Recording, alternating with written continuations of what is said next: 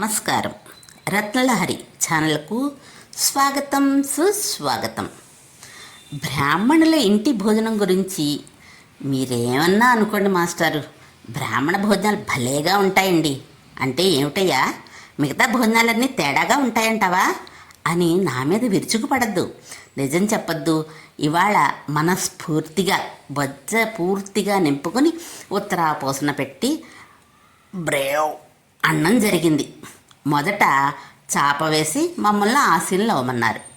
మా ముందుగా వయసులో ఉన్న పచ్చటి అరిటాకుల్ని వరుసగా పరుచుకుంటూ వెళ్ళారు. ఆ ఆకులకు ప్రథమ సంస్కారంగా ఆకులపై నీళ్లు చల్లారు. వెంటనే విస్తట్లోకి నచ్చుతానో నచ్చనో అని పెళ్లి చూపుల్లో పెళ్లి కొడుకు పెళ్లి కూతురులాగా మొహమాటంగా వస్తున్న వంటకాలు.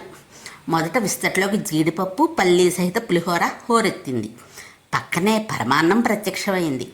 పక్కన టమాటా పప్పు, శనగ నూనెలో వేయించిన అప్పడాలు, వడియాలు, చల్లమిరపకాయలు. వెంటనే శాఖాహారుల శాకంబరి గుత్తి వంకాయ, ఇంటల్లుళ్లకు ఇష్టమంటూ బాగా ఆవపెట్టి చేసిన పనసపట్టు కూర, వేసవికాలం ఒడుగులగ్గాల్లో ఉపనయనం అయిన పిల్లవాడిలా ముచ్చట గొలిపేలా ఉన్న అప్పుడే పెట్టిన ఆవకాయ, దాని పక్కనే ఈర్ష్య అసూయలతో దోసావకాయ, కోపంతో మాడిపోయిన బెండకాయ వేపుడు, శనగపొడిలో విసిగిపోయిన దొండకాయ వేపుడు, చివరిలో తమన్నాని తలదన్నే అందంతో అన్నము వచ్చాయి. ఆగాగు, తొందరపడమాకు. అయ్యా నేనొస్తుండా బాబు నేనొస్తుండా, అయ్యా నేనొస్తుండా బాబు నేనొస్తుండా అంటూ చివరిలో నెయ్యి వచ్చింది. ఇక రాగి చెంబులో నీళ్ళిచ్చి చిన్నగా కూర్చోండి బాబు అని ఒక మాట చెప్పారు. నా చెవులకి అది డైరెక్టర్ గారు యాక్షన్ అని అరిచినట్లు వినపడింది. ఇక ఆవపోసన పట్టి మొదలెట్టాం. మొదట పులిహోర తిని తర్వాత పప్పు పని పట్టాను అప్పడంతో. ఇంకా సగం పప్పు మిగిలి ఉంది. నేను మొదటి నుంచి గమనిస్తూనే ఉన్నాను.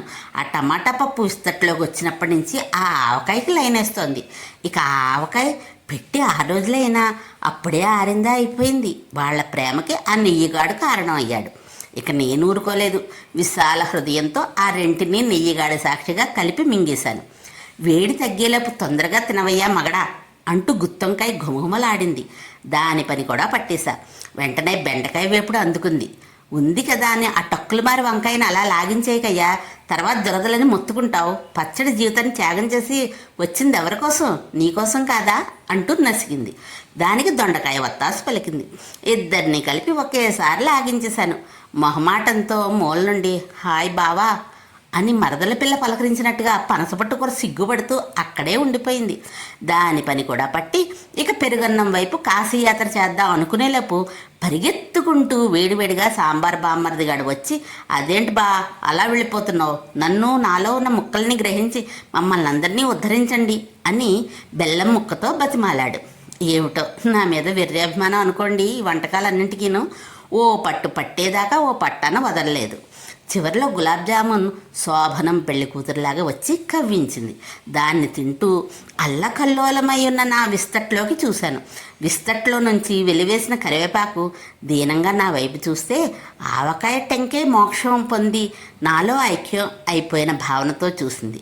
విస్తట్లో మిగిలిపోయిన దోసావకాయ, నాకు తెలుసు నీకు ఆ ఆవకాయ అంటేనే ఇష్టం, నేనంటే ఇష్టం లేదు అని ప్రేయస్లా గొడవ పెట్టుకుంది. సగం కరిచిన పూర్ణంబూరి, సగం సగం మిగిల్చిన వంటకాలు మాలో అర్ధభాగమే తిని మా బ్రతుకులకు అర్థం లేకుండా అర్థాంతరంగా వదిలేసావు అంటూ అర్థించాయి. ఇక నా పొట్టలో ఏమాత్రం ఖాళీ లేనందున ఉత్తరాపోసన పట్టి లేచి శుభ్రంగా బ్రేవ్ అని త్రేయించి కాస్త అటు ఇటు తిరిగి ఓ కునుకు తీశాను. ఒక మహానుభావుడు వర్ణించింది ఎక్కడో చదివాను,